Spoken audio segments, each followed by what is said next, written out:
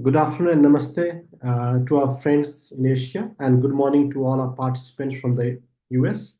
Welcome to the third session of the Coffee House debate on US election 2024.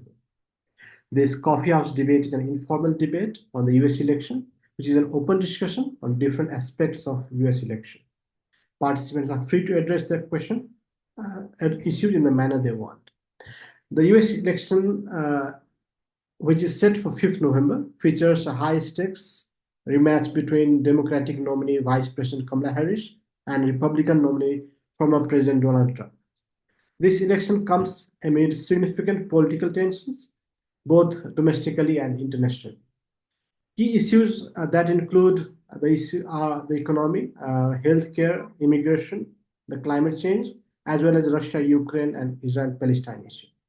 It is in this context we are organizing a couple of sessions on the US election, and this is the third session of the Coffee House debate. We had the first session on 16th October and second on the 18th October. To participate in the discussion, we have very distinguished scholars and experts. I'd like to welcome all our speakers to the discussion.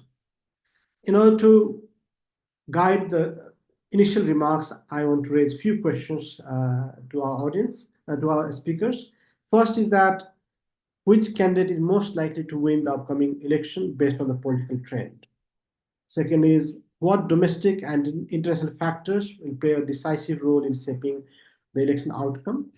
Third is how will the election impact US foreign policy, particularly its relation with global powers and regional powers such as India, China, US, Russia, and the countries in the Middle East? What key challenges and opportunities will the new elected government face upon taking office? And what are the notable achievements of Donald Trump and Kamala Harris that will impact their path to presidency? Lastly, what are the key campaign strategies employed by the Democrat and Republican parties in the election cycle? I'd like to request all our speakers to make their remarks in maybe 10 to 12 minutes, and then we'll take questions from the floor. So may I now first invite Dr. Sahar Khan, who is at Stimson Center. Dr. Khan, over to you. Thank you.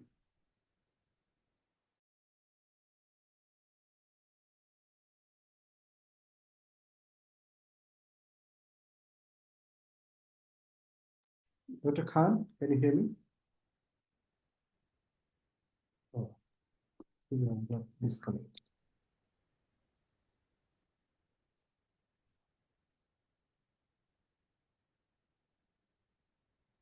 Dr. Khan, can you hear me?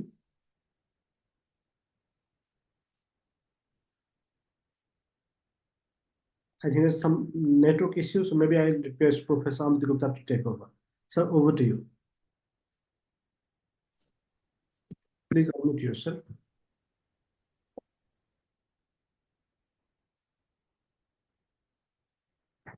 I think Dr. Khan has come back, so she can. Dr. Khan, maybe you can take over and make your remarks in 10 minutes. Oh, yes, yes. I'm so sorry. I've been having my computer suddenly froze, and so thank you for your patience. Hello everyone. My name is Sahar Khan, and I'm the Deputy Director and Senior Fellow from the Stimson Center South Asia program. And so can you let me know what the main question was? And I'm sorry, I Sure. couldn't hear. I would like to request you to make your remarks in 10 minutes. And some of the questions that we want to raise is that which candidate is most likely to win the upcoming election based on the political trend? Second is what domestic and international factors will play a decisive role in shaping the election outcome? How will the election impact US foreign policy, particularly its relation with India, China, Russia, and the countries in the Middle East? What key challenges and opportunities will the new elected government might face upon taking the office, and what are the notable achievements of Donald Trump and Kamala Harris that will impact their path to presidency, and what are the key campaign strategies employed by Donald Trump and Kamala Harris in the election cycle? So maybe these are the questions that can guide you to make your remarks in 10 minutes. Okay, wonderful. Well, thank you so much. And thank you so much for giving me the opportunity to speak to all of you today. I think right now, of course, all of us are eagerly awaiting election. I think it's still a little hard to predict how it will turn out. But I will say that there are certainly a lot of domestic and foreign factors that are playing a role in the presidential campaigns. So domestically, American voters are very, very concerned about the US economy and healthcare. They've also expressed some concerns about the Supreme Court and some of its latest judgments. And of course, they're also concerned about violent crime, and immigration also seems to be a really big topic as well. Majority of Republicans, about 76% view the economy as a problem. 75% also view inflation as a problem, and 69% view immigration as a problem. Whereas on the Democrat side, the Democrats seem to be more concerned about democratic transition and the smooth, peaceful transition of power from this administration to the next one, whoever that might be. And abortion is also another big issue that will potentially impact Democratic voters. So that's kind of the domestic story of the US electoral landscape right now. Internationally, I would say the topics vary. The front of mind, of course, for a lot of voters is right now the war in Ukraine and the war in Gaza, and potentially how that is impacting US foreign policy and US credibility. It's very rare, though, for foreign policy results and foreign policy actions to actually play a role in US general elections. So oftentimes candidates will mention foreign policy as a way to highlight their victories and their wins. But when it comes to getting voters to vote and getting them to participate in the elections, it's almost always domestic issues that play a role. I don't see that changing very much. But of course, it will depend on, election day and exit polls and what people, end up saying that matter to them the most. One of the questions you had asked, though, was essentially how the election will impact US foreign policy, especially global powers, India, China, Japan, Russia, and the Middle East. So in terms of India, I would say the way I've thought about this question is to sort of divide it between the potential Harris administration or a potential Trump administration. So in terms of US-India relations, and if Kamala Harris wins and becomes the president, I do think I think we will see a continuation of the current US-India trajectory with the Biden administration's posture, and the Indo-Pacific will certainly play a big role. Under the Biden administration, the Indo-Pacific has certainly taken on a very ally-heavy role, where the Biden administration has sort of worked with various US allies and built and focused a lot on capacity building and joint military exercises and technological exchanges. I don't see that changing under the Harris administration. Under the Trump administration, well, I think it's safe to say, to be honest, that President Trump in his first administration is known for being unpredictable. So, of course, take all of my comments with a grain of salt. But I think the Indo-Pacific strategy is most likely to continue, and the US-India relationship won't see much of a difference under the Trump administration as well. Donald Trump has sort of prided himself on one-to-one interactions and friendly relations with Prime Minister Narendra Modi. So I think I would expect to see more photo ops and more sort of engagement on that level. But fundamentally, the Indo-Pacific strategy is most likely is not going to change all that much. In terms of Ukraine, Kamala Harris has certainly made statements alluding to a desire to continue supporting Ukraine or Poland with military assistance, and has spoken out against, of course, Russia and President Putin. Trump, of course, has announced that he will focus on ending the conflict, that he can end the conflict. And of course, he is much closer to President Putin than the Biden administration or potential Harris administration has been. So that's definitely a space to watch. I think US-Russia relations under Kamala Harris will continue as they have with the Biden administration. So I expect to see a lot of tension, especially if the war in Ukraine continues on.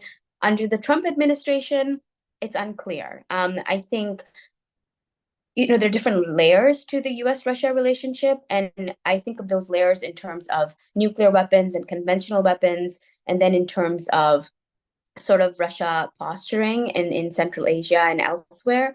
And I don't think that scenario is going to change under the Trump administration either.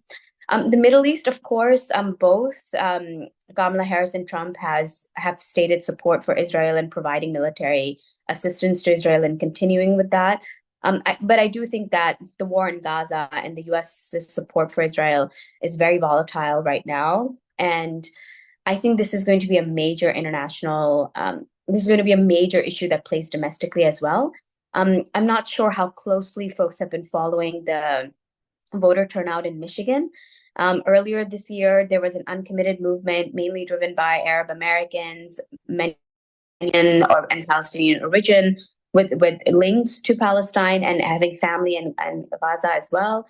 And they basically, I think, played a really important role in determining whether or not Biden would become a candidate, and eventually he stepped down. There were other factors, of course, involved too, but this was sort of the first time that an international event or an international war that the U.S. is playing such a significant role in has had domestic costs on a presidential election.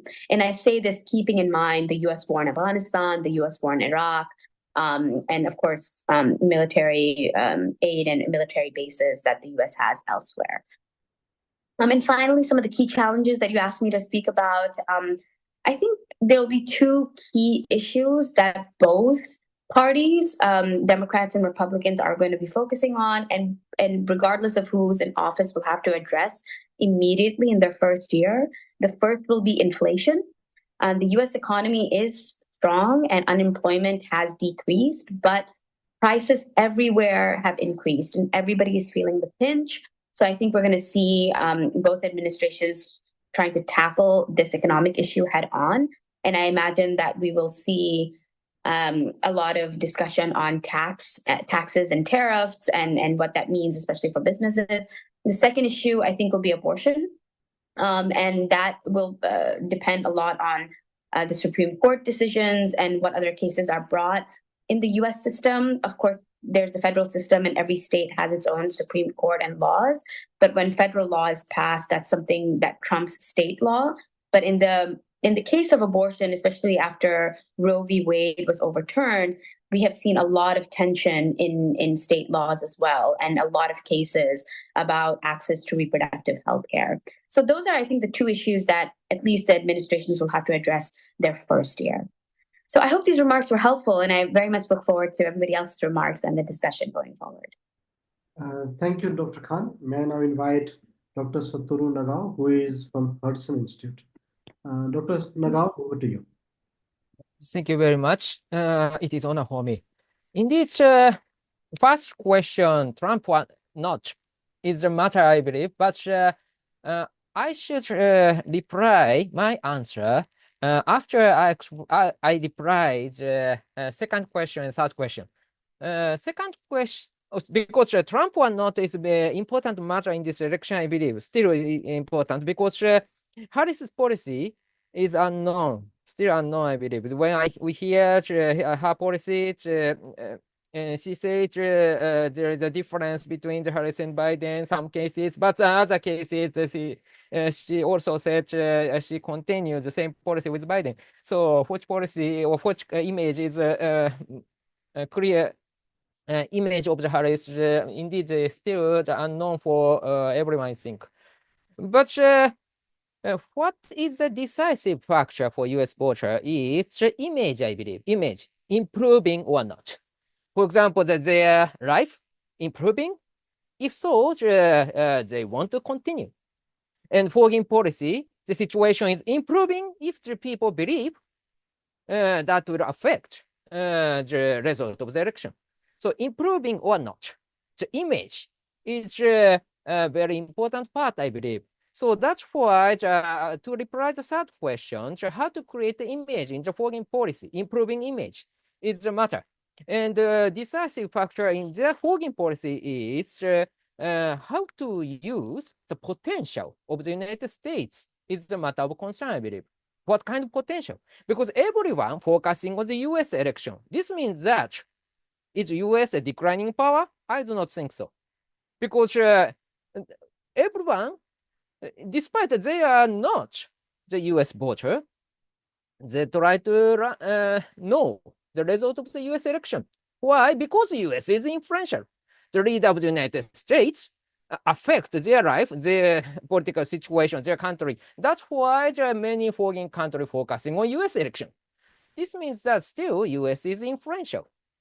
But that is why US election is not merely the domestic policy election. Foreign policy is a matter of concern, and how to use the potential of this US power is a matter of concern. So how to create image, improving image the US can show in the foreign policy. There are three, I believe. First one, indeed, when we check what happened in the world under the Trump administration and the Biden administration, indeed, I can find one result. Unpredictability. How to use unpredictability is one of the power. It looks like this is the tactics of the submarine. Submarine itself is not the strongest weapon, but because they are hiding, everyone afraid the submarine. It looks like same situation. If the US president, who is a powerful leader, is unpredictable. Not only the friend, but also the enemies cannot expect what will happen. So that's why the unpredictability could be the power to create image of the powerful image of the United States. And because during the Trump administration, he invites Xi Jinping as a dinner, and in the dinner, and he suggests chocolate cake, but at the same time he informs Xi Jinping he fires a missile to the Syria.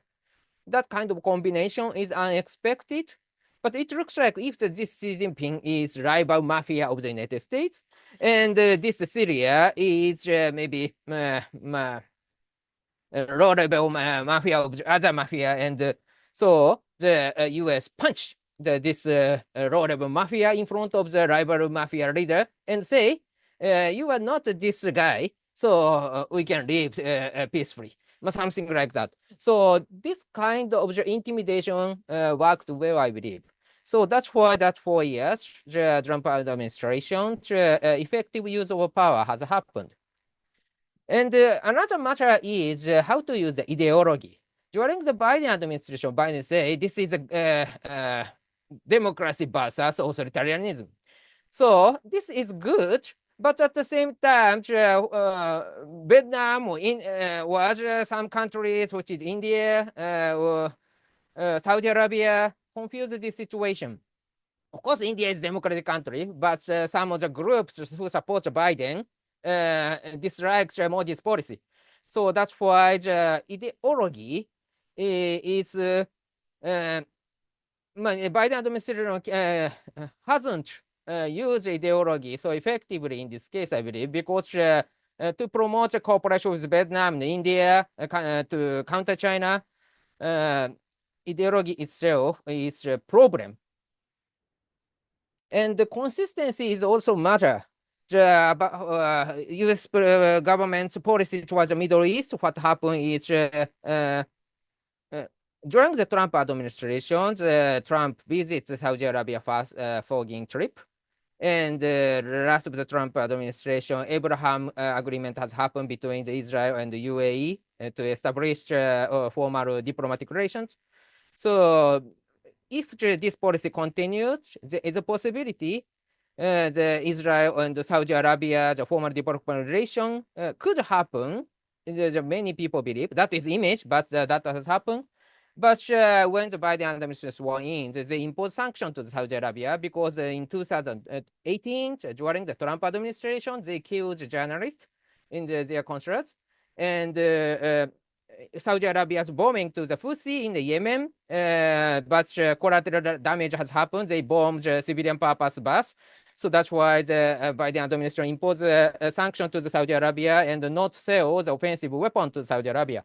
So that kind of sanctions harms the long-term policy of the United States to establish a formal diplomatic relation between Israel and Saudi Arabia. So Hamas got the time and attack. They prepare that October 7th attack last year by using the 2 years preparation. So they have enough time to do that. So view from this situation, foreign policy of the Biden administration has many problems. Of course, there are many problems of the unpredictability in the Trump administration, that's true. But at the same time, view from the results, I believe Trump is better than Biden. That's why the answer of the first question is Trump is better. That is my answer. So thank you very much. I'm the Satoru Nagao, who live in the Tokyo, even if I'm the non-resident fellow of the Hudson Institute. So that's why my English is broken, but thank you for listening. Thank you, Dr. Nagao. Thank you so much. May I now invite Professor Amit Gupta from Forum of Federation, Ottawa, from Canada. So over to you. Hey, thank you, Pramod, and thank you again for the invitation. Let me start with full disclosure. I am a Bernie Sanders supporter, but what I'm going to say is, unfortunately, I think Trump has the edge. And Trump has the edge in this election for several reasons. One is inflation, which is hurting the American pocketbook.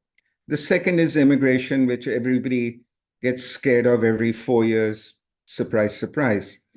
Third reason is the wars are unpopular. Ukraine is unpopular.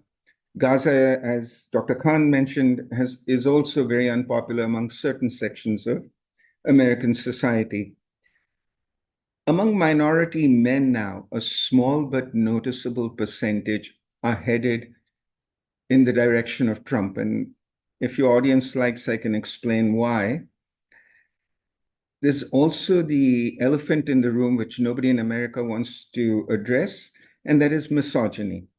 Fact of the matter is, every time a woman runs for president, misogyny rears its ugly head in the United States, and it's no different for Kamala Harris. And lastly, I'll add one thing. Despite all of the talk about Trump and his sexist behavior, his anger towards women, so on, in the 2020 elections, 55% of white women voted for Trump. Now, it'll be very interesting to see, despite all the talk about abortion, just how many of these women actually switch in the other direction and go towards Kamala Harris. Right now, like I said, I think Trump has the edge. Having said that, I'll talk very briefly about Russia, China, Israel, and India. And on Russia, here's the deal. It's pretty clear that the Ukrainians are losing the war and losing it badly. So the question becomes not that Trump comes in and cuts aid, but what happens when the Ukrainians lose badly? Can NATO still subsidize the Ukrainian war effort? Number one. And I think the answer to that is no. But more important than that is the World Bank did a study and said it'll be $468 billion to reconstruct Ukraine. Vladimir Zelensky says it'll be 700 billion. Now, even if you split the difference and say it's 600 billion, I doubt the EU or the US is going to make a commitment of 600 billion over 20, 30 years to aid the Ukrainians. Ukraine is now in an economic mess, but it's also in a demographic mess. Ukraine's population was supposed to go down to 35 million by 2050. It's going to now, the projection is, go down to 30 million, and it's going to be an aging population. And a lot of people in Ukraine are just not going to come back, the 9 million or so who are out of the country right now. So really the challenge is not so much what the US does about Russia, it's do the Europeans grow a spine and decide to help Ukraine in a post-war situation. On China, I actually believe what we now have is a bipartisan policy, which is challenge China on certain issues, compete with China on high technology, which is AI, robotics, 6G, so on, and also cooperate in certain areas. For example, I think both in the case of Ukraine and eventually in the case of the Middle East, you are going to need a Chinese involvement in a peace process. On India, I'll just say this very briefly. I hate to break the hearts of the Indians in the audience, but neither Biden nor Kamala Harris really thinks much about India or cares much about India. When Galwan happened, Trump didn't come out and say, oh my God, the perfidy of the Chinese, I fully support India. He said, I'm willing to mediate, which means he wanted to assume a neutral position. And I haven't seen anything from Kamala Harris which shows a vision on how to fit India into global affairs. And I'll add one thing here very quickly. Neither the Quad nor AUKUS are serious organizations to take on the Chinese. The Australians have already said they're not going to fight in Taiwan, despite getting nuclear submarines. And there is no such a thing as a Quad. It's a 3+1. Australia, Japan, and the United States are militarily integrated. India is the outlier, and it's very difficult to bring it in. I'll end by saying this, and this is talking about the Middle East, because there is a sea change coming, which is not understood in the world, and is certainly not understood in the American talk shows, which are essentially run by old people who don't see how modern technology, modern media is changing outlooks. In 2016, Pramod, I wrote an article in Orbis called Demographic Changes in US Foreign Policy, in which I pointed out, as America becomes browner and the next generation, the millennials and Gen Z come in, you will see a transformation of US foreign policy. The younger generations believe in social justice. The younger generations believe in an America which doesn't have such a large military footprint. And I concluded that article, one of my conclusions was that what you're going to see is a normalization of the relationship with Israel. It won't be the relationship which a Biden or Trump has. It's going to be a different kind of relationship. And we saw that last summer on the college campuses in the United States. So put this together. Sadly, Trump has an edge, number one. Number two, there's a lot more in common between these two people's foreign policies because neither one wants to lose unipolarity. And if you want to maintain unipolarity, you've got to do certain things. One of them being take the fight to the Chinese, not militarily, but certainly economically. And as Professor Nagao said, in terms of soft power. So that part of it is there. But the other part of it is, as Dr. Khan mentioned, we are seeing dramatic changes in the United States. So look to see what American foreign policy will look like, not in the Trump or Harris administration. Look to see what American foreign policy will look like in the next administration when a much younger person is probably running for government. Thank you. Thank you so much, Professor Amit Gupta. May I now invite Professor Alynna Lyon, who is from University of New Hampshire, US. Professor Lyon, over to you. Thank you so much. Yes, my name is Alynna Lyon, and I'm Professor of Political Science and International Affairs at University of New Hampshire, and I'm delighted to be with your panel this morning. There's a lot of questions that you've asked, and so there's a lot to answer here. So I'll just start with your first question, which made me laugh when or chuckle, I should say, which candidate is most likely to win.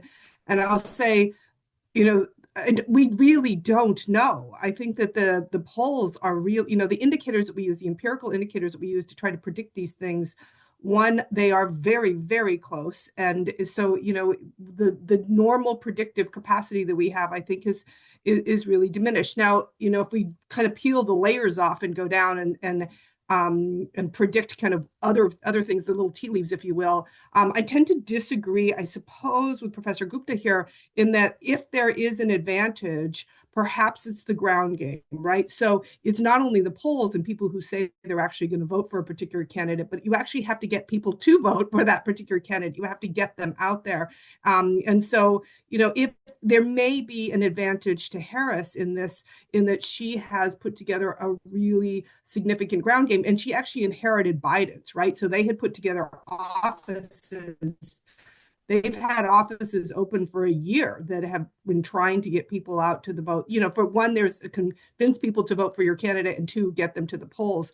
One of the concerns that I have about the Trump campaign is that they have really outsourced that ground game, getting people to the polls through a variety of different other agencies, right? So they themselves aren't doing that particular work. And my understanding is that Elon Musk actually paid for a big portion of kind of get the vote out. And they're working with apps, and the apps actually aren't working in the rural areas because of access to internet. So I think there might be a fly in the ointment there.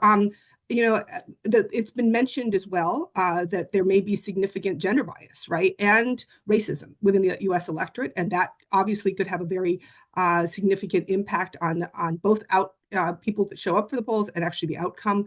And so we are concerned there. At the same time, there are also abortion is on the ballot in many, many states. States like Nevada and Arizona, we know that the abortion issue, especially when we've looked at some of the state-based referendums like Ohio. So in Ohio, the referendum went in favor of abortion rights, of reproductive rights, for 56%. So that's something that can't be ignored. It's a very recent kind of indicator of what the American electorate. And so we may see, and there are whispers of this. There are whispers of secret kind of Harris voters, or whispers of women voters who actually may be a very significant impact, particularly because we're talking about not just kind of kitchen table issues, but rights, right? Reproductive rights. Women are losing these reproductive rights, and that is a quite a motivator. But we'll see. So I guess in that particular conclusion, I don't know. I'm a political scientist. I've been one for 25 years, and I can't appropriately predict this, but if I look down the layers, there may be an advantage just in terms of getting people to vote for Harris. Now, in terms of domestic and international issues, I agree with everyone that's come foreign policy analysts. I mean, that's kind of where I play intellectually, and I would like to say that foreign policy has a significant impact on elections, but I really don't think it does for the most part. I think that Trump has been really effective in keeping immigration on the agenda. Harris just did an interview with Fox, and about 80% of that interview was about immigration, right? They are keeping the immigration issue, which of course is in some ways a foreign policy issue.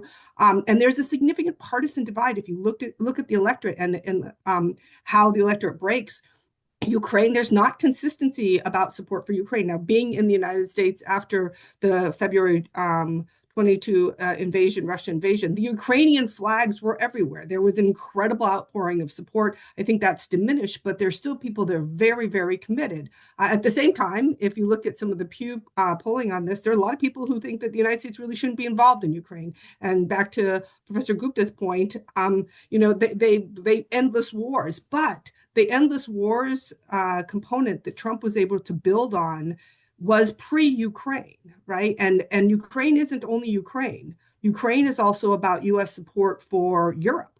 And Biden was just in Germany yesterday, and the Chancellor Scholz was very, very supportive, and there was actually very praising of Biden for reinvigorating the Atlantic Alliance, right? So NATO and his capacity to do that, and that the Europeans feel threatened, right? So this isn't only about Ukraine. This is about broader Europe and that particular stability. So anyways, I don't know if those issues are going to have an impact.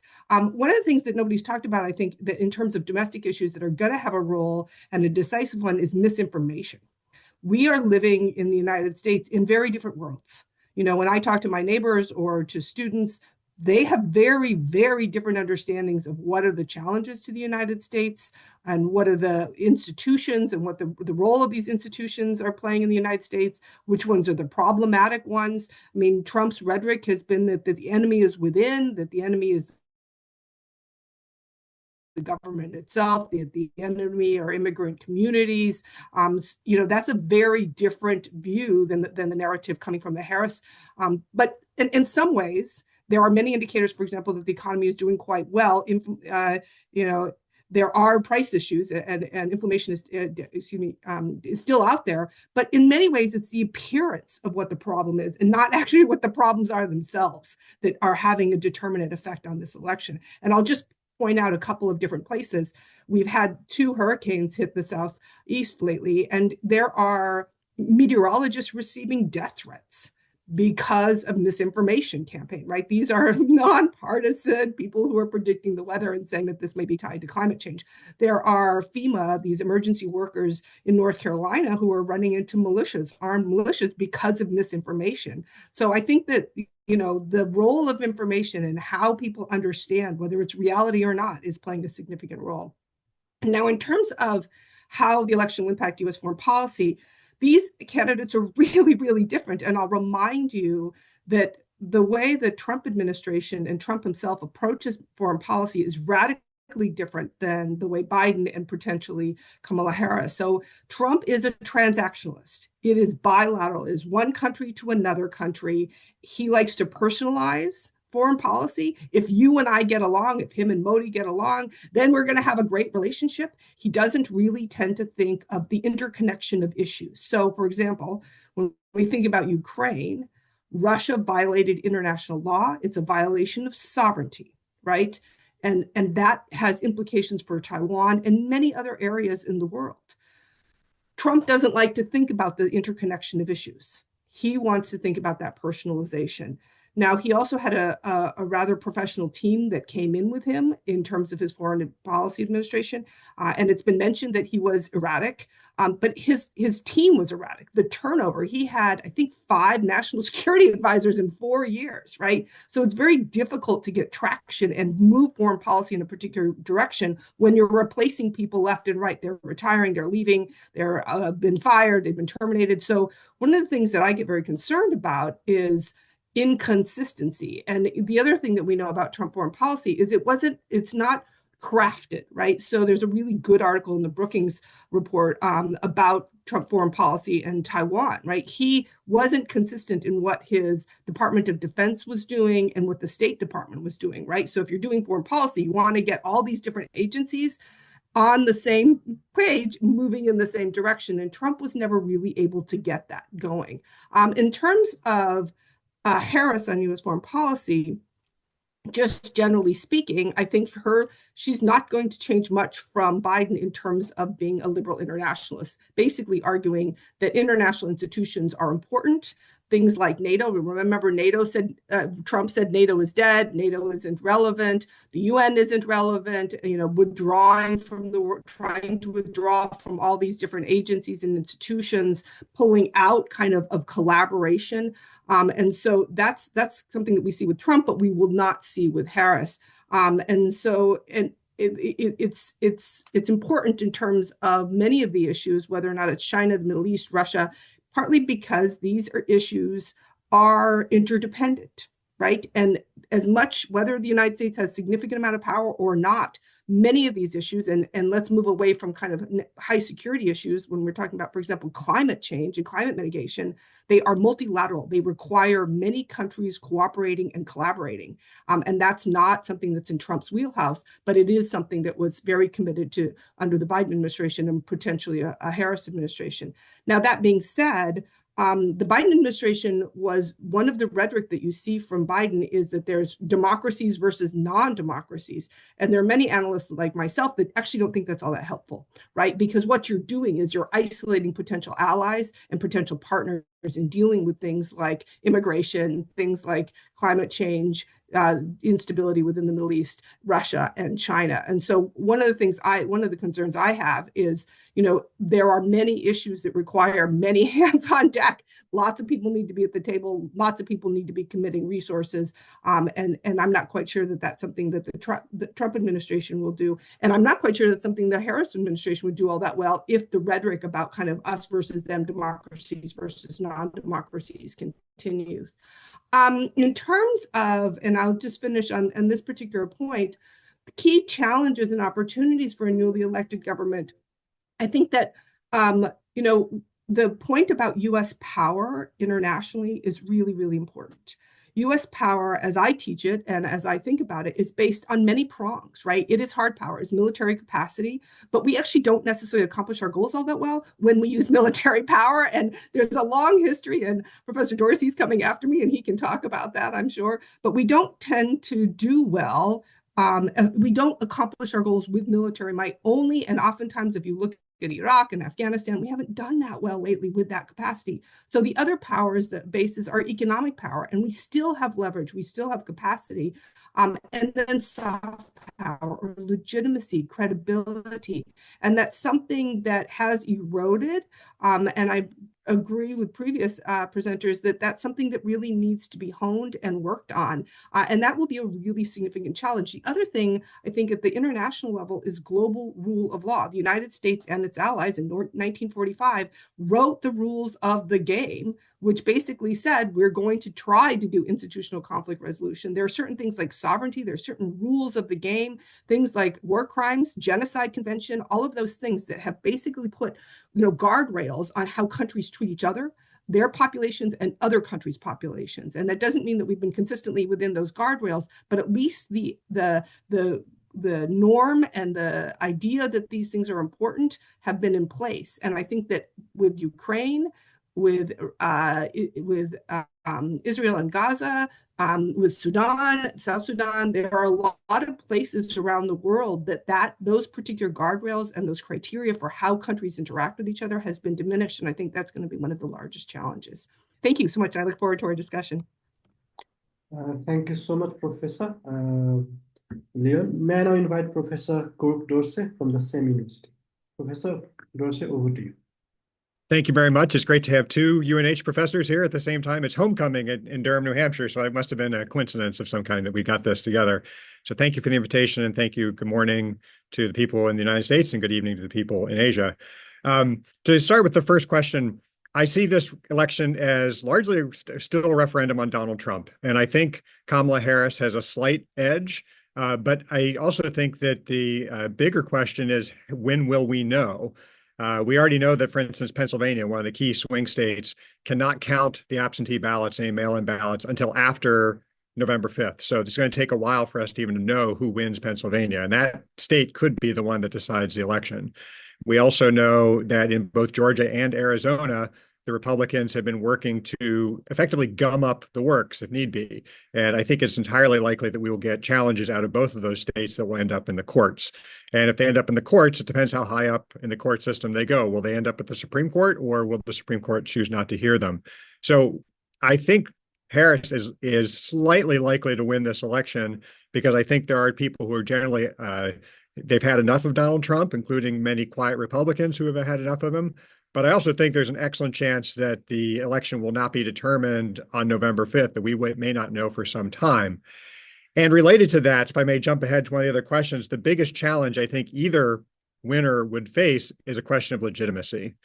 If Kamala Harris wins the election, Donald Trump has already made clear, and his followers have already made clear, that they will not accept her as a legitimate president, unless maybe if she wins 340 electoral votes, some of them will. But they're still saying they won the 2020 election. And that, I mean, there's no evidence that they won the 2020 election, but this has become a litmus test for the Republican Party, as we've seen J.D. Vance sort of worm his way through that question over the last month or so. If Trump wins, there are many, many Americans who think he already snuck in 2016 because of Russian election interference. And if he wins an election because of somehow the court playing a role, or, you know, God forbid, the House of Representatives, he's not going to be a winner in the popular vote, but he'll be a winner through some sort of electoral subterfuge. So I think there's going to be a real crisis of legitimacy no matter what happens in January of 2025.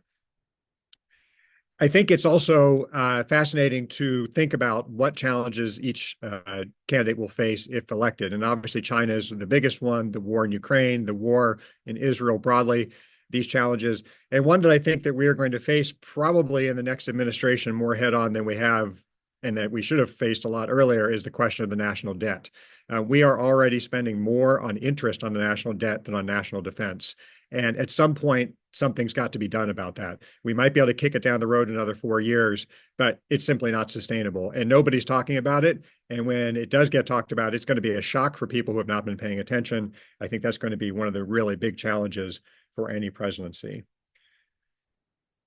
In terms of the consequences for this election, it seems to me that since 1944 or so with the Bretton Woods Agreement, and 45 with the things Professor Lyon mentioned, 47 with the Truman Doctrine speech, the United States has committed itself to being the leader of the world, and even obviously there have been challenges. The Soviet Union, the Chinese have challenged this, but this has been the American position. And the American position, whether Democratic or Republican administrations, has been that this leadership is good for the world and good for the United States. Donald Trump disrupted that in 2017, and he was very clear about disrupting that. The election of Joe Biden, I think, in terms of foreign policy, was an attempt to go back to that system. And we're going to find out whether the 4 years of Trump were the aberration or the 4 years of Biden were the aberration. If Trump wins, and I think that'll probably be the final shredding of this idea of American leadership, that it's necessary for the United States and good for the world. If Harris wins, I think she will pursue many of the same policies that Biden does, and there's a chance that that could be sort of stitched back together. I don't think we'll get Trump in 2028. If he loses in 2024, my guess is that the Republican Party will find a way to find somebody who is not J.D. Vance to be the nominee, and who knows where that will lead. So I think the long-term question of whether or not the United States is going to be committed to the Bretton Woods UN Truman Doctrine framework is really on the ballot in 2024. But very few Americans are thinking of it that way. The foreign policy issues that they care about are China because of trade. And so I agree with the earlier comments that there's a sort of a similarity between the Trump and Biden administrations and what Trump or Harris will do in terms of trade relations with China. I think Trump might be harsher in terms of tariffs, but I don't think it'll be that much different. In terms of Israel, I think there is a potential for real change. And, the people who are the most hardcore in their support for Israel, I think, are Trump supporters, and a lot of them are evangelical Christians who support Israel for nothing to do with the Jewish state, except for its place in the Book of Revelations and their role Israel has in the final coming as they foresee it. So evangelical voters are very strongly supportive of Trump because they think he's more in Israel's corner. Obviously, Michigan, as somebody mentioned earlier, is in play in part because there's a core of voters who are unhappy with Kamala Harris and Joe Biden, and they may swing Michigan, which would be ironic if they swung Michigan to Trump and Trump won because they're mad about current U.S. policy, because they certainly won't be happy about a Trump policy towards Israel, but they may be making a strategic decision about the long term. The question about accomplishments I thought was quite interesting, because the reality is that Kamala Harris doesn't really have accomplishment. She's been vice president. She sort of admitted this yesterday in an interview, that the vice president doesn't really have accomplishments. And we've had this sort of funny debate. J.D. Vance has said to her a few times, well, why don't you do these things? And then she can't really say, because I don't have power, I'm the vice president. Finally, yesterday, she admitted, I don't have power, I'm the vice president. And that's true. People are trying to suss out how she'll be different from Biden. And it's a very difficult line to walk. If she criticizes Biden too much, she runs the risk of losing some of those people who were more favorable to Biden, and maybe they would be more favorable to Trump, or they will just stay home, to come back to the point about getting out the vote. But if she just sticks with Biden, and Biden, for reasons that are very complex, isn't that popular, then she's got a risk there. She has a huge coalition to hold together, and she's trying her best to sort of not offend too many people. Trump, of course, has some accomplishments. The biggest accomplishment I think history will show is his warp speed, the vaccine against COVID, which of course he can't talk about because his most hardcore supporters are angry about it. He does try to claim credit for the economy, but that it's hard to really say whether or not he deserves any credit, or any president deserves credit for the economy in his term. And then of course he's got all this stuff on the border rhetoric that people give him credit for, but he didn't build a wall with Mexico, and he certainly didn't make Mexico pay for the part that he said he would. So there's this kind of mystery there around what Trump supporters think he will actually accomplish. Finally, I want just one comment on strategies. I'm trying to figure out why Trump is having rallies in places like New York and California, states that he has absolutely no chance of winning.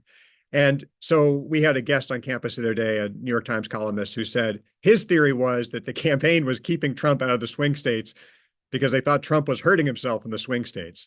Then he immediately went to Pennsylvania. So I'm not sure I buy that. I think what he's trying to do is make sure that the Republicans have a stronger showing in the House of Representatives, and he's trying to help potential Republican candidates in California and New York, partially because I think it's still on the table that this election could end up in the House of Representatives. That's a slim chance, but it could. And if it ends up in the House of Representatives, the way our Constitution is written, each state gets one vote. And right now, Republicans control the delegations of 26 states, which would be enough if it gets to the House to make him president. Again, to come back to my point earlier, that would raise really important questions about legitimacy if he becomes president through a vote of the House of Representatives. That's happened twice in American history. It did not work out well for the person who won the election in terms of his legitimacy. But I think that may be part of Trump's strategy in the long run, besides the fact that he just wants to say he has big crowds at various places. So I appreciate hearing the answers for everybody else, and I will turn the floor over to our final speaker. Thank you very much. Thank you, Professor Dorsey. May I now invite Dr. Monish Tourangbam, who is from Kalinga Institute of Indo-Pacific Studies. Dr. Monish, over to you. Yeah, thank you, Pramod. And it was fascinating listening to all the co-panelists. And there's very little to add now, but I'll try to not repeat myself. To begin with, it was interesting that Trump, I think, in a town hall meeting, just called 6th January as a very beautiful day. That says a lot about the question of peaceful transfer that everyone has sort of touched on. And I think I will pass the first question, and I'll tell you why. 2016, when Trump won the election, I was sitting in the Midwest in Cincinnati, and on the 8th of November and 9th was my birthday, and I got a very beautiful news on my birthday. So I don't want to get into that again, and I had quite an experience trying to my younger self trying to being a psephologist and trying to predict elections in the US. So I won't get into that, but I think it's going to be important to see it. It kind of boils down to key states, battleground states, and also key demographics. And I think it has been spoken about. I think Professor Gupta mentioned about the younger lot in the minority groups, and I think that's one of the reasons why Obama had to sort of really come out and try to push black voters to sort of vote for Harris, because I see that a lot among the younger male black voters seem to be shifting towards Trump. So the black vote is not to be taken for granted for the Democratic Party anymore. I think there's a lot of campaigning which is going on in the Hispanic areas. How suburban women votes in the election is going to be very different from how other women in urban areas are also going to vote. So key demographics, I think, is something that we need to look out for. In terms of domestic and international factors, everything has been mentioned. I'll just touch upon this idea that, economy is the thing, not really about how it functions, how people feel about the economy. I think every time they come up with a jobs update, and that's many jobs have been added to the US job market, there's a meme coming out saying that I got 3 jobs, but I still can't pay the rent. Right. So I think there is a problem in how you face the economy in that sense. And I think, as Professor Dorsey mentioned, at the end, I think it's also going to be a question about whose economy is it anyway, right? Obama comes and say it was my economy that Trump inherited, and someone else comes and say that I inherited I did the good job in the economy. So economy, definitely inflation, price rise. There is a difference between gross inflation and price rise also. I think that matters a lot. Abortion, big issue, in terms of how it has really played out. And you can see the kind of campaigning, megaphone campaigning that's happening in front of IVF centers in many localities in America. And that says a lot about how this has really played out this election. Trade, Climate change, I don't really think voters care about the science of climate change, but it's more about the local impact of climate change. And I think Professor Lyon mentioned about issues on the ballot. I think that's a very important thing, because in North Carolina now you have heat safety measures for outdoor workers in the ballot. That tells a lot about the local impact of climate change, and with the hurricanes coming in, I think that's going to be an important issue. Coming to trade, I think that's where there's going to be a marked difference, where Harris has a history of, negating trade deals with and trying to link it with environmental standards and climate change. Like she has done that with TPP in the past. She has done that with the revised North American Free Trade Agreement in the past. So I think there's going to be a greater component of the linkage between trade and environment if Harris is in the picture. In the case of Trump, I think, as someone, the panelists mentioned, he has a more pugilistic approach to trade. It's more of one-to-one. It's the reciprocity of tariff rather than thinking about the strategic aspect of trade, where you care about who is your allies and who is your friends. Right? India is still the big abuser of tariffs for Mr. Trump, even as he called Modi a very good friend. I think the Indo-Pacific economic framework is very much on the line if Trump were to be re-elected. And that's something that binds the supply chains network, that binds the trade pillars, that binds fair economy, and a lot of things are happening during the Biden administration.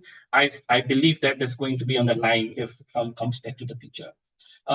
Coming back to the foreign policy issues, again, a lot has been touched. I'll just talk about, I think, South Asia. I'll not come to the India part. I'll leave that to Dr. Khan and Professor Gupta to handle. I'll just say that it's going to be interesting to look at the knock-on effects, the second-order effects of American foreign policy in South Asia, which are not necessarily targeted towards India.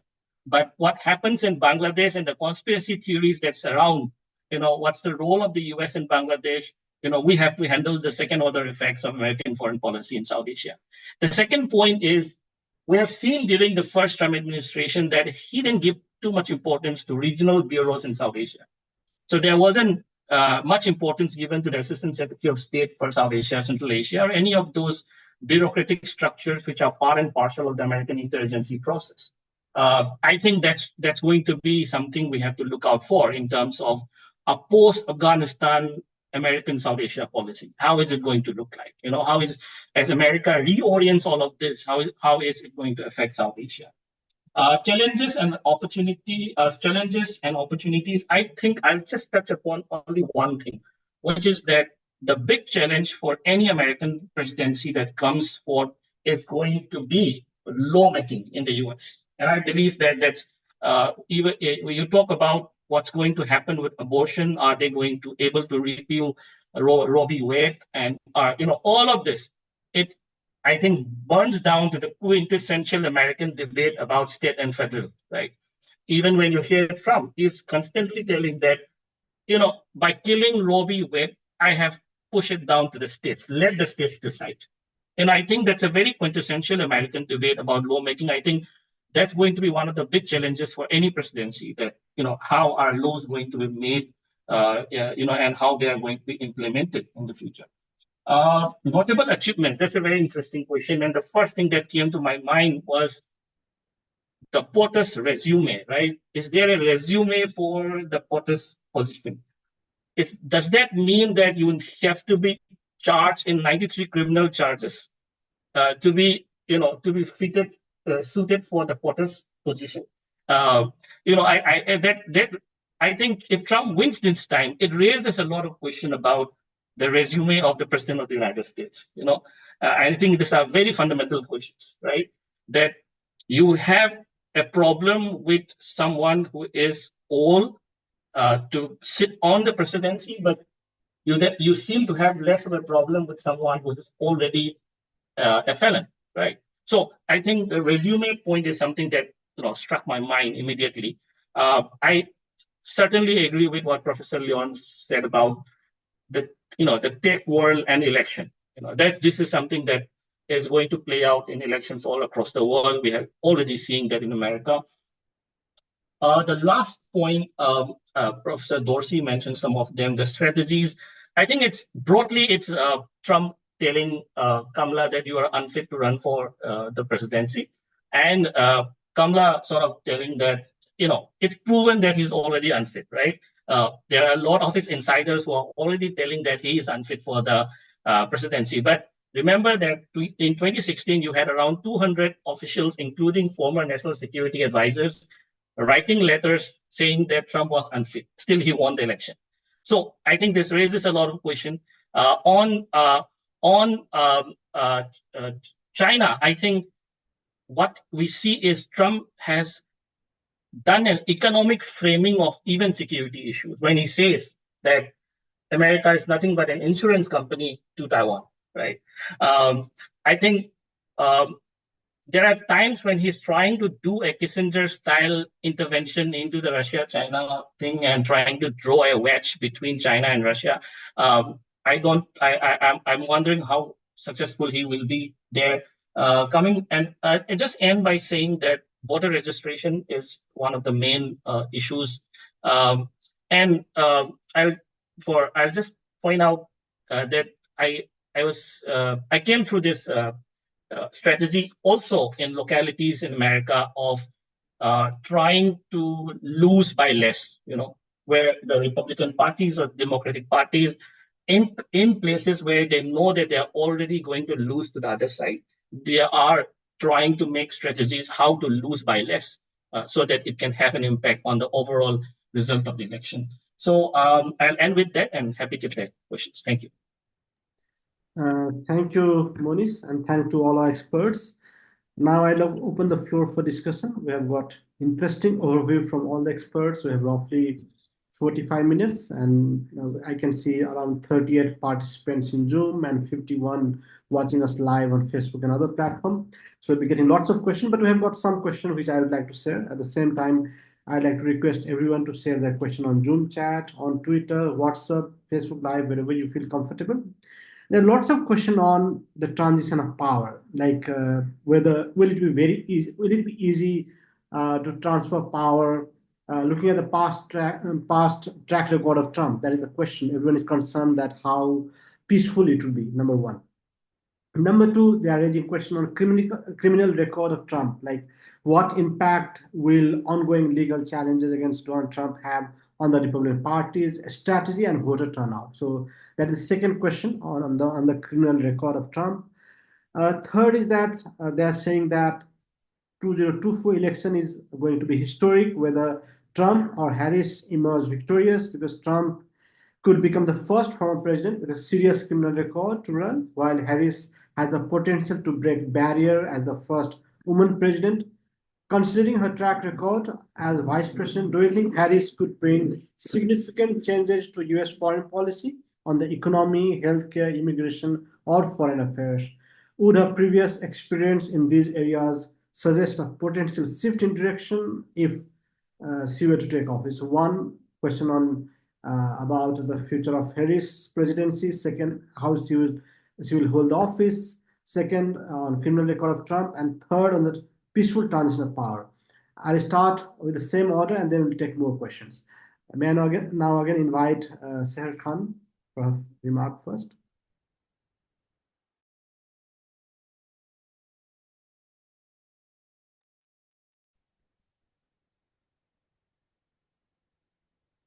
Is it there? Oh, can you hear me? Yes. Yes. Oh, okay, good. Sorry about that. So, those are really fascinating questions. I'll try to be really quick. In terms of the transition of power, I think it is absolutely a concern. I can just speak personally when I've heard J.D. Vance, especially, not answer the question very clearly. I think that's really troubling. What happened in January of 2021, I think, was also really disturbing.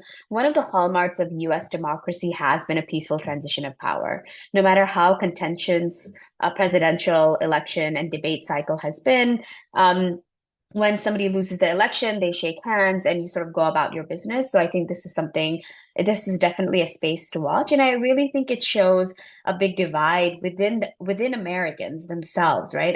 The election of Trump, from just anecdotal data, indicated to me that a lot of families are divided over this as well, and where to a point where they don't speak to each other anymore. So these are really sort of, I think, serious issues in terms of the transition of power.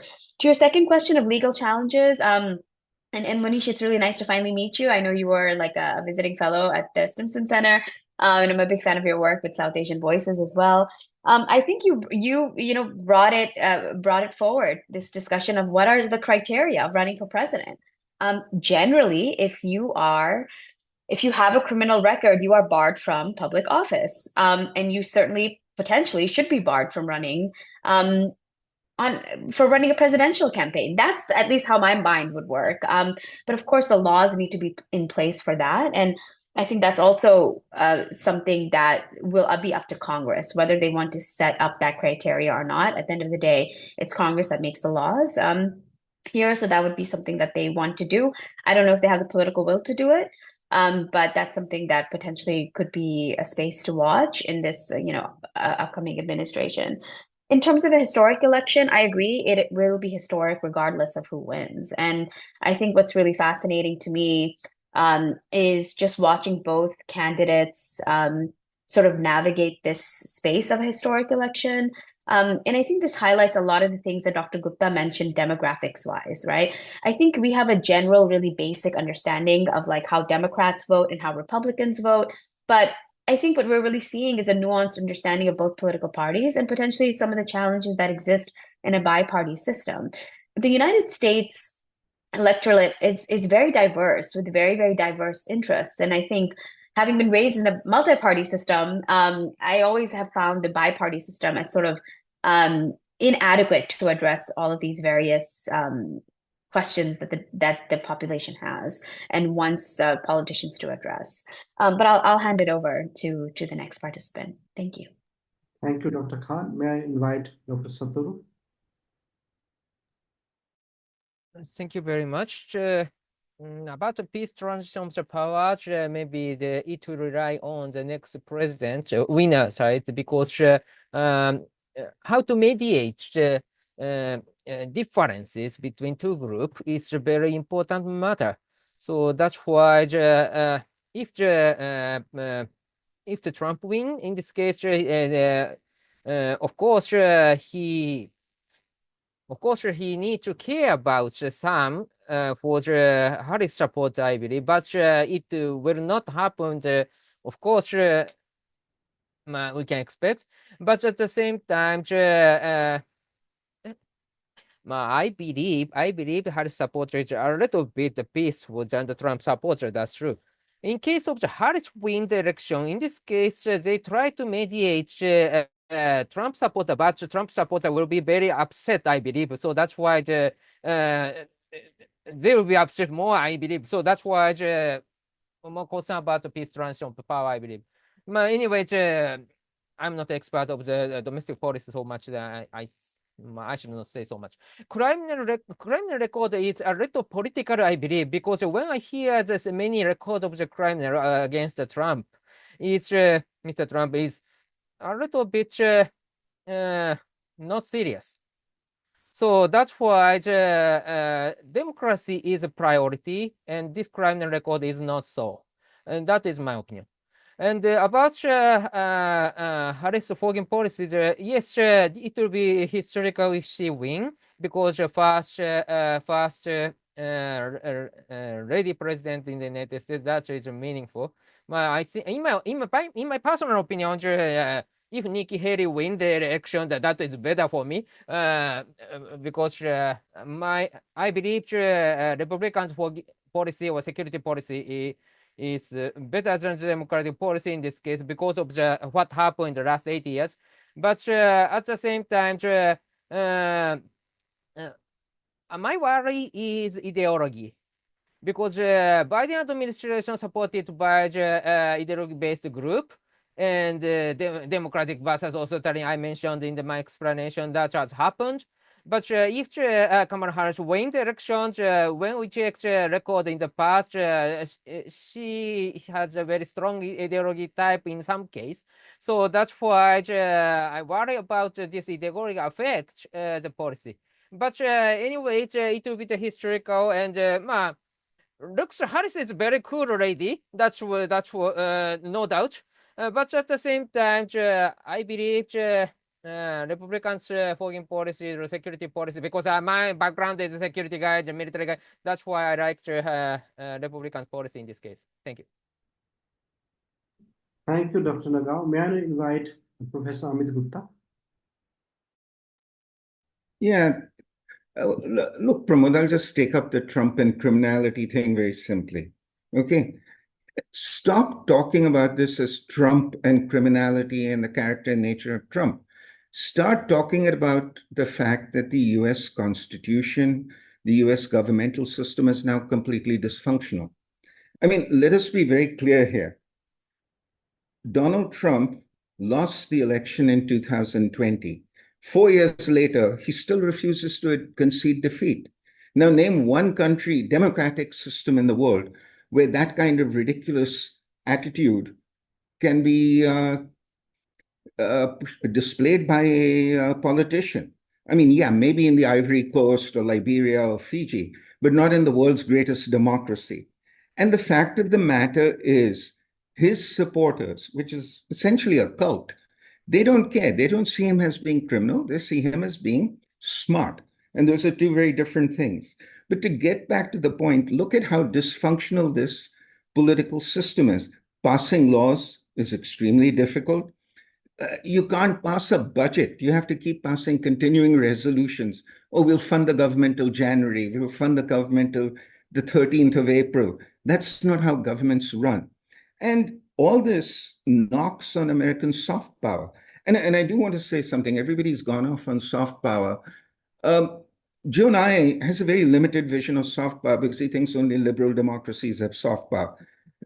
Go back, for those of you who do political science, go back and read Edward Hallett Carr, who said there is something called the power of public opinion. And he said authoritarian states have it just as much as democratic states.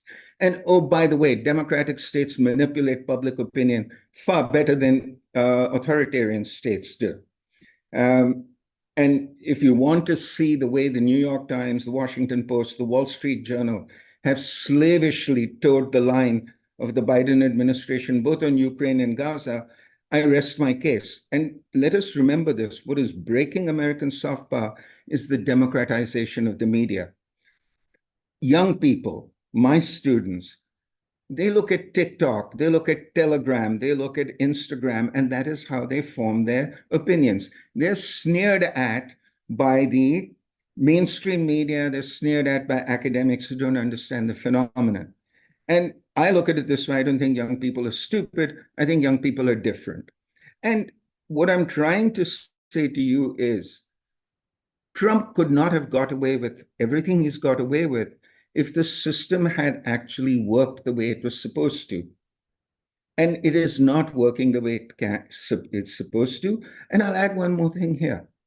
There's no way to change and reform this. If you look at the constitutional democracies of Europe, they went through their first changes after the First World War.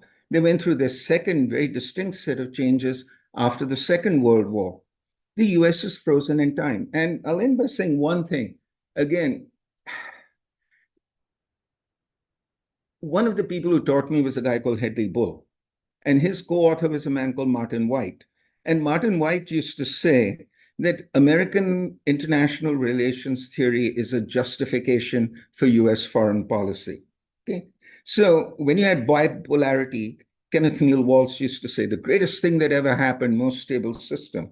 Then along comes unipolarity, and Krauthammer and Yoshihiro Fukuyama, who goes by the alias Francis, never trust a man who goes by an alias, went on and on about the joys of unipolarity. This is not based on any theoretical exercise. This is not based on empirical data. This is based on, we define the narrative. And by the way, I'll just say this, in terms of international relations, there was a time when people like Brian Jobe and Barry Busan and all were crafting an alternative IR theory, that's all gone out of the window. So to sum this up, I think the problem is not Trump, because there will be the son of Trump, there will be the granddaughter of Trump. And these ideas, this idea of flaunting the law, etc., will continue until somebody sits back and says, let us bring the US Constitution to be functional. Thank you. Thank you. Thank you, Dr. Gupta. May I now invite Professor Lyon?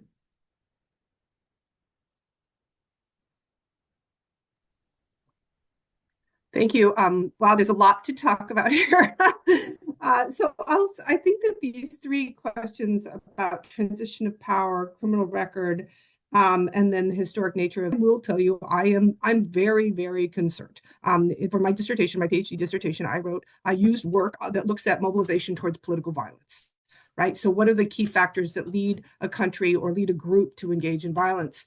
And I knew that all of those things were there January 6th. I knew that prior, and I remember talking to people and saying, you know, there are all the pieces that need to be in place are here.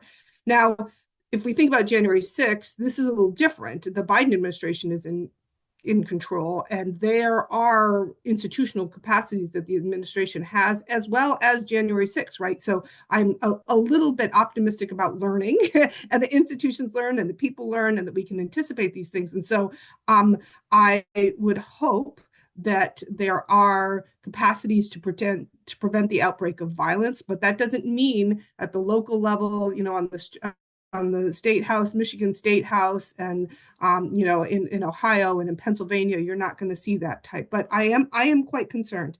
The other thing that's really concerning is that the Trump campaign, at this particular point in the election process, the campaign is supposed to be engaging in transition, right? And there's actually a federal process, and there's federal funding, and there's rules about that federal funding that the Trump administration has rejected. So that means that some of the rules about transitioning, they're already saying, no, we're not going to play by those rules. And so I am concerned. In terms of the criminal record of President Trump, you know, there are serious allegations against the president. And the one that is very concerning for me as a scholar is concerns about the use of information, right? And the taking of information, perhaps down to Mar-a-Lago, and that presenting a real security risk, and security risk that actually has implications for young men and women's lives in the field, right? So it's not just, oh, we just have boxes of files and maybe the files should have gone somewhere else, but there's information about what we're doing, what the United States is doing that might put people's lives at risk. And so that's something that's very concerning. In terms of Professor Gupta's point about that we should be thinking about the system rather than Trump, I think that Trump is an outlier. I hope Trump is an outlier. I think that the legal processes against him are highly problematic, partly because he's up for election. We've never been here before. This is historic, to go to the third question, in that we've never had the campaign progress with the way it did with the Democrats, you know, with Harris coming in, Biden stepping down. I mean, that's never happened before. We've also never had someone run for president like 3 times. This is a really interesting, outlier. And I know that the Biden administration has been very sensitive to trying to not appear that criminal proceedings, and some of them have nothing to do with the federal level, but the ones that the administration have, is that there's partisan bias here, right? That they want rule of law, that they want the institutions that are in place to do the process. But Trump is also very good, and he has a very long history of delay, and he's done that long before he was president in terms of legal proceedings that were against him. So he has a history of doing this. And so I'm going to say, in response to Professor Gupta's, that this, I think it's an outlier. In terms about the resume, I think that's such a good point, Monish. I think it's really something that we should be thinking about. And when I teach U.S. foreign policy, I often talk about, what are the resumes? And up until Trump, we have a very select group of people that become president, right? They're usually governors with executive experience, right? There are some senators. We've got a couple of generals in, we've got a general in there that they usually come, but they usually are also foreign policy novices. We have a couple of modern exceptions like President George H.W. Bush. President Biden is actually one that came with a very long resume, both in government, but also with foreign policy experience because of his role, both as vice president and in the Senate Foreign Relations Committee. So we don't have a lot of expertise when presidents coming in.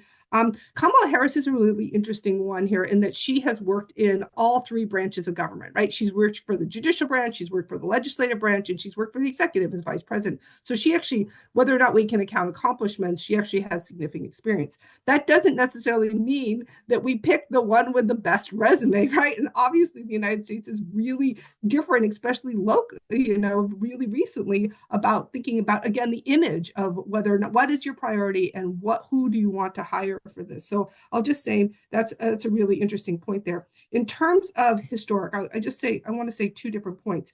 This is historic, not only the lead up to the election to November 5th, but also what will happen afterwards.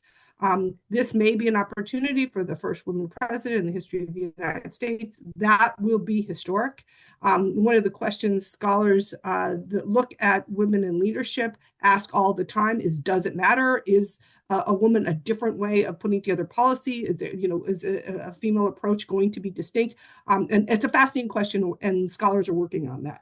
The other way that this could go, and I'm just going to point out that just even the last couple of weeks, the rhetoric coming from Donald Trump himself is one that, and I don't know whether we believe him or not, but it's got extremist rhetoric, right?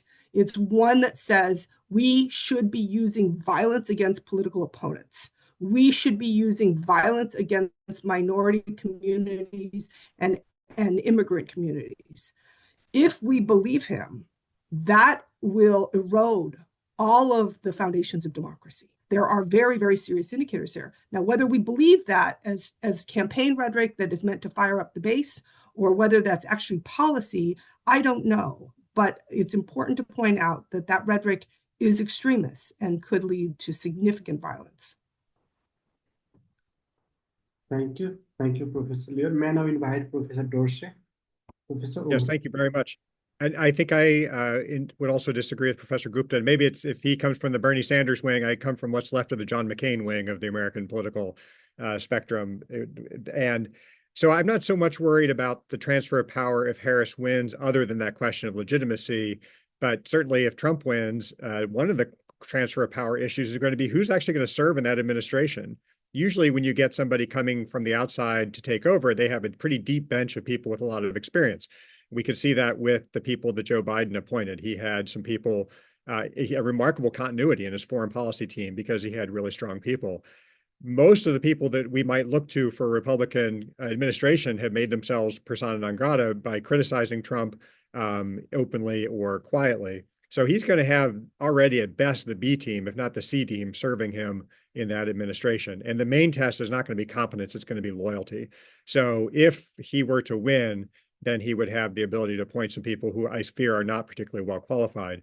So, and then one more thing to add to that is a lot depends on who controls the Senate, because the Senate will have to confirm most of the high-ranking positions.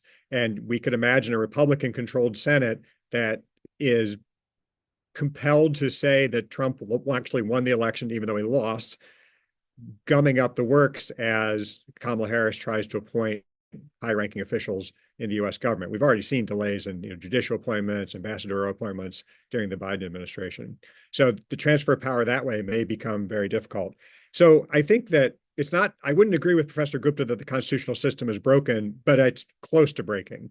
And I think maybe what we could say is that, and I hate to say this, but a sizable portion of my fellow Americans don't believe in the Constitution anymore. They believe in Donald Trump. And when they say they believe in the Constitution, what they believe in is what Donald Trump tells them about the Constitution. And I think this does come back to the point, and I'm sorry, maybe you and I, Professor Gupta, should just have a debate for a fourth session. Because I think it's not so much whether or not young people are dumb or smart, but if you're getting your news from TikTok, you're getting it in 1-minute increments. And for whatever flaws the New York Times or Washington Post might have, there's long form reporting where you can actually read a detailed analysis. Even if you watch CNN and they have a 20-minute debate among people of different political persuasions, at least there's an exchange of ideas that goes deeper than the very short exchange of information that I think a lot of our young voters are using. I don't know that they're, I mean, we see this in our classroom. Reading hard books is a challenge because they're not doing a lot of reading right now. Just briefly on the legal challenges, you know, the Republican Party has decided that Donald Trump is not really guilty of anything the Justice Department has weaponized against him. Again, this relates to whether or not the Constitution is broken. For them, the Constitution is broken because they've already seen a weaponization of the Justice Department. I think that's frivolous, but this is the cult matter that we live in. And then one more thing I'll say that about the historic nature. I think one other thing that's going on right now that in terms of what's historic about this election is I think we're seeing a transition between the Democratic and Republican parties, who they represent. You know, in 2016, Trump got a little over 60 million votes. And when 2020 rolled around, I was thinking like, who's going to vote for Trump in 2020 who didn't vote for him in 2016? And he got 11 million more people to vote for him.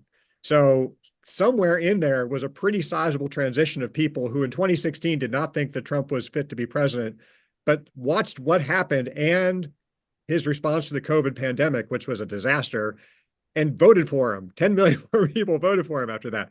I think what's happening is there's a transition in both of these parties, and where they're going to come out in the end of this process, maybe it's the end of the decade, we're going to be thinking very differently about what each of these parties stands for. And I think in particular, when I watched the Democratic National Convention and listened to them talking about foreign policy, I thought John McCain had written those speeches. And I was struck at how different they were from what I had expected from Democratic foreign policy over the last 20 years. So there's a lot going on with this election that will make it historic no matter who wins, and not just because of the gender or the conviction issues, but in terms of transitions in American policy more largely. Thank you. Thank you, Professor Dorsey. May I invite Dr. Monish? Monish, over to you. Thank you, Pramod. You know, before I forget, just to take off from Professor Dorsey's comments, I think, you know, the platforms of both the parties were really boring for me this time. You know, one, I think the Democratic Party platform was really lazy because they didn't have the time to change Biden with Kamala Harris. So you have Biden written all over the platform. I think it was, I thought it was quite lazy. The RNC platform was all capital letters. I don't know what that means. Right? So, and talking about historicity of the election, I again remember a comment that one of the faculty members in the Poli-Sci department and UC had made right after the 2016 election, which was that this election is not going to be historic, not only in terms of how we think and write about it, but also in terms of how we are going to teach about it in the class. And I think that was a really interesting comment of how you are going to interact with younger people about the results of the elections, right? And what it means for America. Getting to the peaceful transfer, I mean, I find it fascinating always to go back to that first outsider who was interested in American democracy, that is Alexei Tocqueville, right? I keep going back to him and looking at what he had to say about industrializing America that he came to and, you know, he was observing.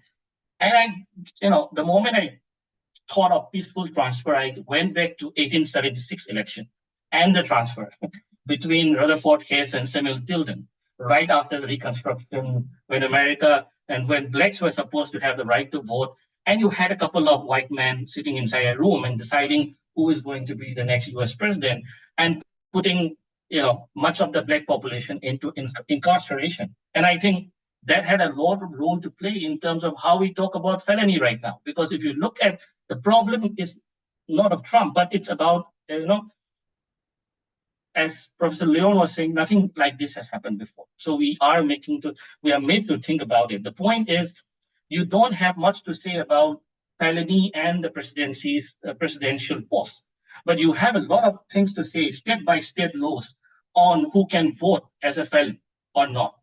So you have a lot of, you know, state laws on voters and felony, but you don't have much of to say about who is going to sit at the highest public office in the United States. And I think that's really something to think about.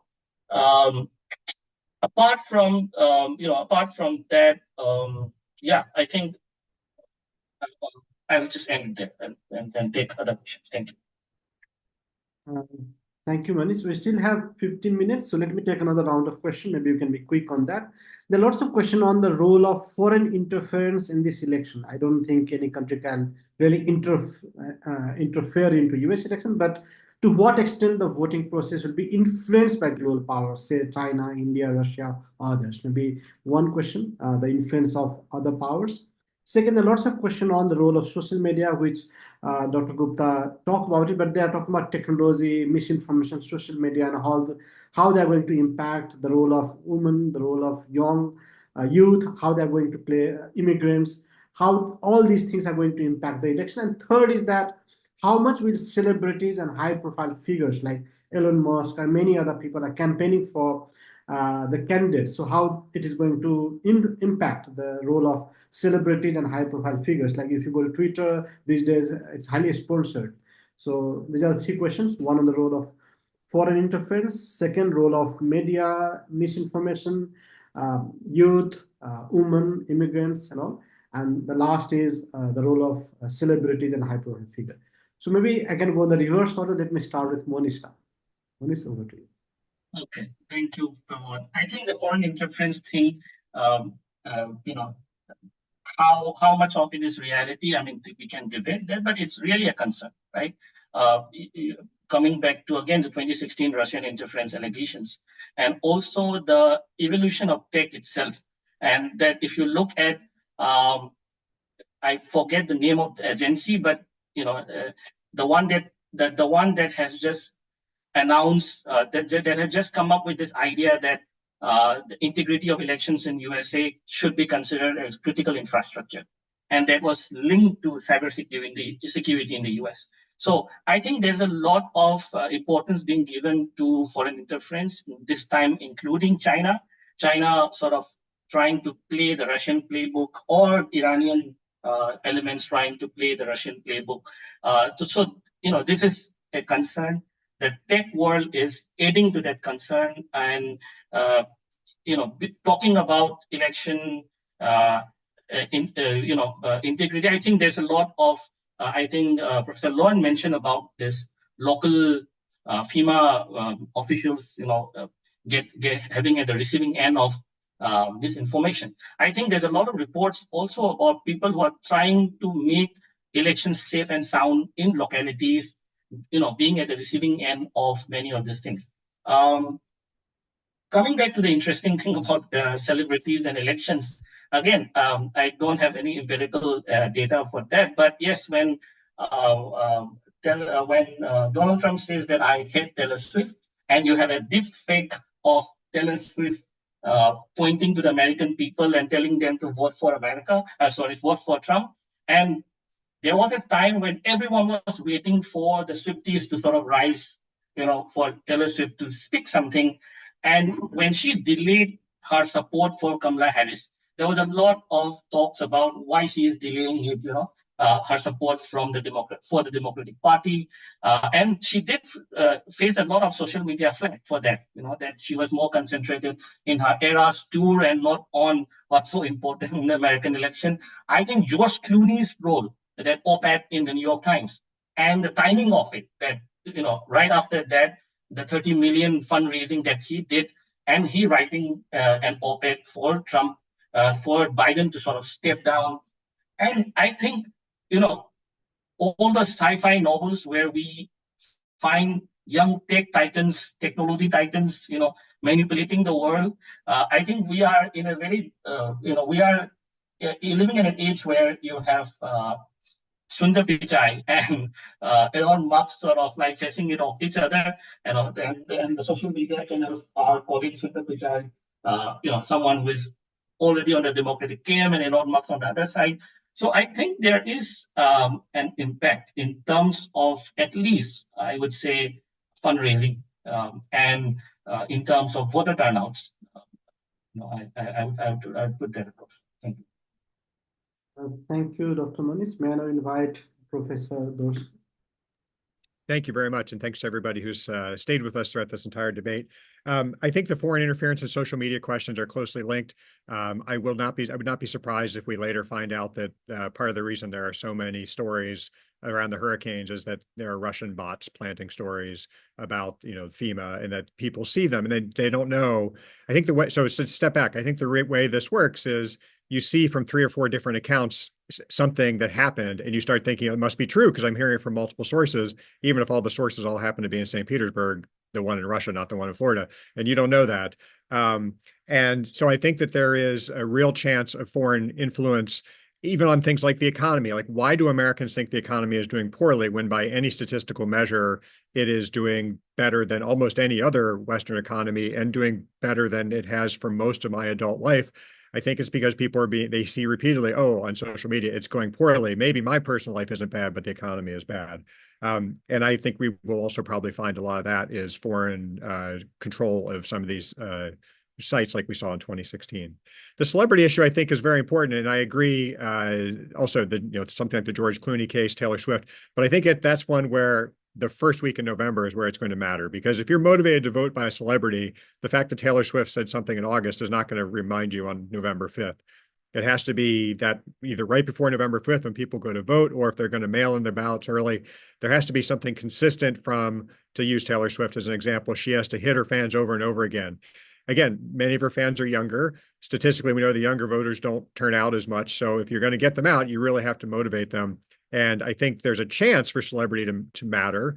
And I think it could go both ways. Like, I think Elon Musk is a very polarizing figure in America. So when he's out there campaigning for Trump, I think there are some Americans. There's a Tesla in my neighborhood that has a bumper sticker that says, "Shut up, Elon." They bought the Tesla and they sort of regret it. So I think that the celebrity issue can go both ways and can end up actually pushing people away from the candidate if it's somebody like Musk. And that particularly matters in the last few minutes. Thank you. Thank you so much, Professor Dorsey. May I invite Professor Lyon? Thank you. And I agree with Professor Dorsey about the question about foreign interference in social media. I think that they're very closely linked. And time will tell. I think it's hard to see like who are the players, but we know they're playing. We know that Russia has bots and that they're doing this work. We know that there are other actors out there who have preferences as to who becomes president. Russia in particular, Trump had said that he will end the Ukraine war just by siding with Russia, right? And so the Russians have a significant interest in this particular election. I will say one thing about social media, and the other thing that's really important, and we haven't mentioned AI, but it's funny, my social media feeds are full of IA, and like sometimes ridiculous, there's no reason for them, but there is this. I think that the U.S. population is quite vulnerable to these things, especially with AI being able to portray something visually, right? That you think, oh, now I've seen that, and now it's true. But there is this social media world, and there's this electronic world, and then there's what's happening on the ground. And I am not quite sure that I know that there are places, and I mentioned North Carolina and FEMA workers and stuff, but I don't know how widespread that is. It's a question. I don't have capacity right now. I don't have the empirical information to say that what's going on in social media world is translating to what actually happens in terms of voter turnout and how people turn out. I do think that there's an impact there. Now, in terms of this, and let me just say one thing, in terms of cybersecurity and these issues with AI, the UN is working on these things, and I've been watching these particular things, and it's right now, it's the Wild West out there. And to go back to one of your original questions about what are the challenges for any president coming in, I think that getting a handle on cyber and AI is going to be one of the predominant questions for global governance as well as American governance. And the candidates are going to be very different on this. To go to the celebrity influence, back to your first question about who is most likely to win, Kamala Harris has put together a really kind of interesting group of surrogates, right? So she has Oprah Winfrey and Obama and Taylor Swift and Liz Cheney and Dick Cheney. And so there's this really and even going to Bernie Sanders. So there's a really interesting spectrum that Bernie Sanders are on the same page in terms of advocating.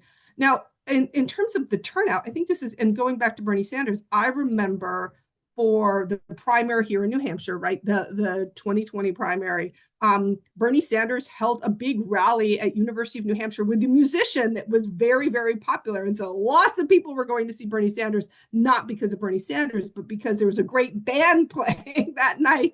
And they got Bernie Sanders as well, right? And so going back to Professor Dorsey's point, I think the next week, the 2 weeks prior to the election are going to be really fascinating. How do these candidates leverage their surrogates? Does Taylor Swift put on a couple of concerts? I mean, she can fill a stadium like no other. And if she does that for Kamala Harris, that may be a really interesting impact. But, you know, we are, again, and I'll repeat it, we've quite never seen something like this, and for everybody on the edge of their seat waiting to see who Taylor Swift is going to endorse, like, what world do we live in? So I will just say, one, the election is quite fascinating and exceptional, and the role of celebrity is really interesting here. Thank you, Professor Lyon. May I invite Professor Amit Gupta? Okay, look, everybody interferes in everybody's elections. 1948, the United States interfered in the French elections and the Italian elections to keep out the communists, right? That was a good interference. The US interferes in, what's that country? Venezuela's elections on a regular basis. That one doesn't go anywhere. So the question to ask is, what is happening? And I would say this, if Donald Trump, Addison Mitchell McConnell, and I like using his full name because who names their child Addison, and Paul Michael Johnson were to stand up and say, we will respect the election result, nobody would talk foreign interference anymore, because you could bot an AI and do everything you want till you're blue in the face. We would all do what happens in every civilized liberal democracy. You accept the result. And I think that is the key thing. I'll add one more thing here. I think the time has come to open up a new sphere of international law to talk about what countries can do or to what extent they should be allowed to comment, interfere in other people's elections. And we need international law here. And this gets to Professor Lyon's point. There's a lot of work being done now on how to restrict AI. For example, don't use AI to fire off nuclear weapons. You go back to war games with that, you see? So maybe it's time to have this. And this goes to this whole thing. Stiglitz said this recently. He says, if you want a rules-based international order, you've got to abide with it, even if it hurts you sometimes. And so that would be my first point. On social media, look, it's here to stay. And seriously, the New York Times and the Washington Post, who had to give apologies for the way they went and sold the Iraq war to the American people, shame on both those organizations. I don't read them. I read The Guardian, a much better paper. Okay, and I'll get to celebrities. Now, I'll show my age. I've never heard this woman, Taylor Swift. I don't want to hear this woman, Taylor Swift. Good luck to her. I'm glad she's a billionaire and she's dating some meatball in the Kansas City Chiefs. If she was dating a 49er, I would be happy. You know, but that's a different bias. Now, the point I'm trying to make here is this. 2 or 3 days before the 2016 elections, I was in Philadelphia, and Hillary Clinton had her last campaign rally there. And the guy who I think matters as a singer celebrity, Bruce Alfred Joseph Springsteen, performed. And we all sat back and said, yes, this is wonderful. Hillary will win. Well, we know what happened 3 days later. So much for celebrities. The Swiftie crowd has the attention span of a gnat. And good for them. They buy her records. She's an entrepreneur. I support the free market system. But celebrities do not shape elections. Let's be very honest about this. I'll end by saying what Alfred Hitchcock always said about actors. Because, you know, I'm sure in Live Free or Die, you have courses on film and politics, film and sociology. I never went down that path. Hitchcock always said, look, don't take actors too seriously. He said, I grab hold of them. I say, stand there, say this line. Then I call the next one, stand here, say this line, and I get a movie. You can't sit there and make this into this meaningful philosophical debate, which ranks with Nietzsche, because it doesn't, okay? So I'll leave it at that. Thank you. Thank you, Professor Gupta. Dr. Satoru, may I invite you for your Thank you very remarks? much. Thank you very much. When we talk about foreign interference, we're focusing on China's interference, Russia's influence, something like that. But this time, it is interesting what kind of influence Israel has. Israel is foreign or not foreign, that is controversial. But at the same time, their influence is very big, I believe. And it is interesting, I think. And about the role of the new media or the influence of the celebrities, that is common in any election in the world, I believe. But at the same time, because of the tactics of the President Trump, which is fight against establishments supported by the established media. So that's why this issue, role of the new media, important in the U.S. election. That's true. But at the same time, anyway, this is a new trend in any part of the world. And both good and bad impact you can see, because in case of Japan, because of the internet through information, the opinion is changing to the healthy one. So because in the past, dominated media a little disguise the people to be the too strong pacifism, and we cannot fight against China. So that was the problem in Japan. So in this case, the social media contribute to make people healthy opinion. So healthy speaker. So that's why it's both good and bad, we can see. And at the same time, under such kind of discussion, we should not forget the support of the both Trump and Harris, common people. During the 2017 to 2020, I was in the Washington, D.C. I was in the visiting fellow of the Hudson Institute. In that time, Hudson Institute was famous, the Trump side think tank. Of course, the Hudson stance is neutral, not the Trump side something. But at the same time, yes, people believe Hudson is Republican side. So but that time, what I see is Trump is not free. Personally, to decide something, Trump is not free because policy was made by the group. Many people in group to decide policy. That's why what I see is that kind of the fact. So that's why when we talk about Trump administration or Harris administration, most of the people are common people, common experts, and how the U.S. supports one candidate, Trump or Harris. Both sides, including most of the support common people, not crazy people. So that's why we should not forget this fact. And even if the administration is established, yes, most of the people are common. That is a very important fact, I believe. Thank you.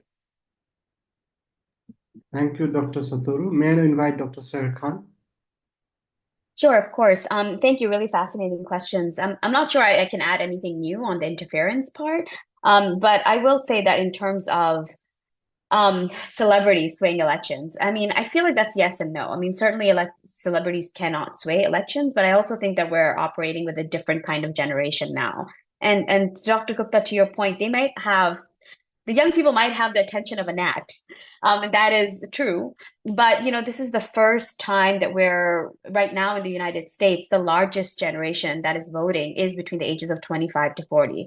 And they get most of their information from social media for better or for worse. And I think one thing that we haven't really talked about is the erosion of US legitimacy in foreign policy and international law, and sort of the impacts of Israel's war on Gaza. This is different from the global war on terror and US wars in Afghanistan and Iraq. And I agree with Dr. Gupta, and shame on the media for soliciting support for the Iraq war. I do think that independent journalism is absolutely essential, and there is certainly a media bias in the United States, especially when it comes to Israel. But I really think that this younger generation who will be voting potentially for the first time in this election, or the generation where this is the second election that they're voting in, I actually think that they have a lot more agency than we give them credit for. I hope to see a larger voter turnout this time around. And I think a lot of them are showing dissatisfaction with the US political system. And this election will be, it's historic in many ways. And I hope one way that it's historic in is voter turnout, because we're seeing a lot of the protests that we've seen, pro-Palestinian protests, I have never seen in the United States before. You could never, ever be pro-Palestinian in this particular way and still survive, academically, politically, in your career, right? In my own neighborhood, I'm seeing signs of pro-Palestine in a way I have never seen before.